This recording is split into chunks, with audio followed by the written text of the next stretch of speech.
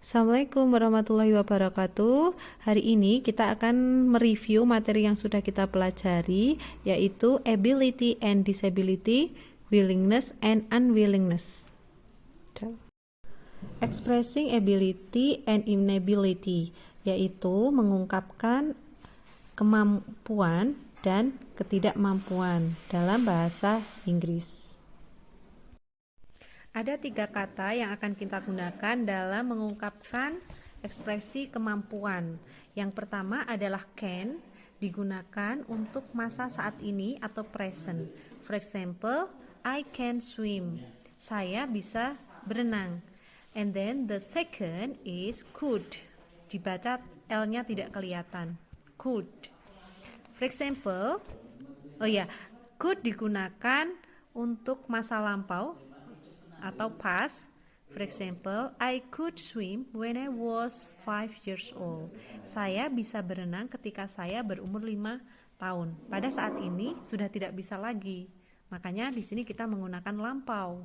Kemudian yang ketiga yaitu be able to. Untuk be able to itu bisa digunakan di present maupun di past. Jadi bisa digunakan untuk masa lampau, bisa juga digunakan untuk masa sekarang. Nah, bedanya di mana? Kita lihat contohnya. Yang pertama, I am able to swim. Saya bisa berenang. Kita menggunakan to be am. Kemudian yang kedua, I was able to swim. Saya bisa berenang. Dulunya saya bisa berenang. Jadi yang membedakan adalah di to be-nya. Kemudian satu lagi untuk yang be able itu bisa digunakan di masa yang akan datang atau future. Contohnya I will be able to swim. Saya akan bisa berenang. Berarti sekarang belum bisa. Untuk bentuk negatifnya atau inability-nya, kita bisa menggunakan cannot, could not, and not able to. Sama kayak tadi, hanya ada tambahan not-nya. Untuk present, I cannot swim. Saya tidak bisa berenang. Kemudian, untuk yang past, I could not swim. Berarti sekarang bisa, dulunya nggak bisa. Kemudian yang ketiga, not able to. Present, past, future, bisa semuanya.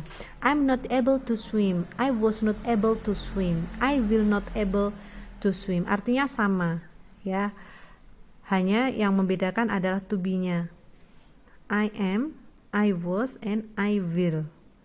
Am untuk present, kemudian was untuk past, dan will-nya untuk future. For asking someone's ability, untuk menanyakan kemampuan seseorang, kita bisa menggunakan contoh berikut. Yang pertama untuk yang present, kalian bisa menggunakan can. For example, can you speak English? Bisakah kamu berbicara dalam bahasa Inggris? Kemudian yang kedua, yang menggunakan could. For example, could you swim when you were 5 years old? Bisakah kamu berenang ketika kamu berumur 5 tahun? Kemudian untuk yang be able to, kita menggunakan to be. For example, are you able to swim? Bisakah kamu berenang? Nah, untuk yang kedua, is she able to swim?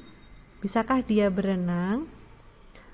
Nah, untuk perbedaan penggunaan to be, are, dan is itu bergantung dari subjeknya. Untuk subjek you, we, they, kita menggunakan are.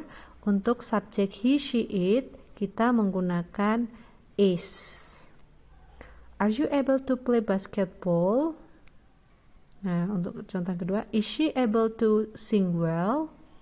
Gitu. Gampang ya.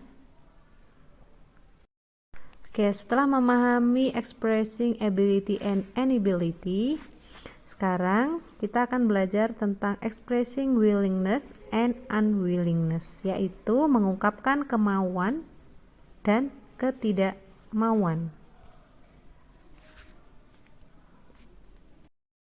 Ada beberapa kata yang akan kita gunakan dalam willingness and unwillingness, yaitu will and would. Will digunakan untuk present dan would digunakan untuk past. Kemudian untuk unwillingness-nya kita pakai will not dan would not. Nah, will not biasanya kita singkat jadi won't. Kemudian yang would not biasanya kita singkat jadi wouldn't. Selain untuk menunjukkan present dan past, kata will dan would itu juga digunakan dalam konteks casual and polite. Jadi biasanya untuk orang yang kita kenal itu kita pakainya will. Kemudian untuk menghormati atau orang yang lebih tua atau orang yang baru kita kenal, kita pakainya would. Oke, kita lihat di contoh ya biar lebih paham. Contoh yang willingness. This book is interesting. I will read it. Buku ini menarik. Saya akan membacanya. Kemudian yang unwillingness. I don't like novel. I will not read it. Jadi saya tidak suka novel. Saya tidak akan membacanya. Nah, di sini ada kata will untuk willingness dan will not untuk yang unwillingness. Oke, untuk contoh yang past, yang bentuk willingness, David was really kind person. He would always help anyone in any situation. David adalah orang yang baik. Dia akan selalu membantu siapapun di situasi apapun. Nah, itu dulu karena di sini pakainya was. Mungkin hari ini David tidak sebaik dulu, makanya di sini kita pakainya was past. Kemudian yang bentuk unwillingness atau bentuk negatifnya, my brothers always helped me to clean the room, but wouldn't wash the dishes. Saudara laki-lakiku selalu membantuku membersihkan kamar, tetapi tidak untuk cuci piring. Paham ya perbedaannya? Oke, untuk asking someone's willingness and unwillingness, kalian bisa menggunakan seperti contoh di bawah ini. Will you study English with me? Maukah kamu belajar bahasa Inggris denganku? Jadi will-nya terletak sebelum subjek. Ya, kemudian will subjek baru kata kerja. Untuk yang menggunakan would untuk polite situation, jadi misalnya dengan orang yang baru Anda kenal atau orang yang kalian hormati, kita pakainya would. Excuse me sir, would you teach me how to speak English? Permisi Pak, maukah Anda mengajari saya bagaimana berbicara dalam bahasa Inggris? Jadi lebih sopan. Paham ya perbedaannya menggunakan will dan would. Okay class, thanks for joining to this lesson and don't forget to do your works on the Google Classroom. Wassalamualaikum warahmatullahi wabarakatuh. Bye bye.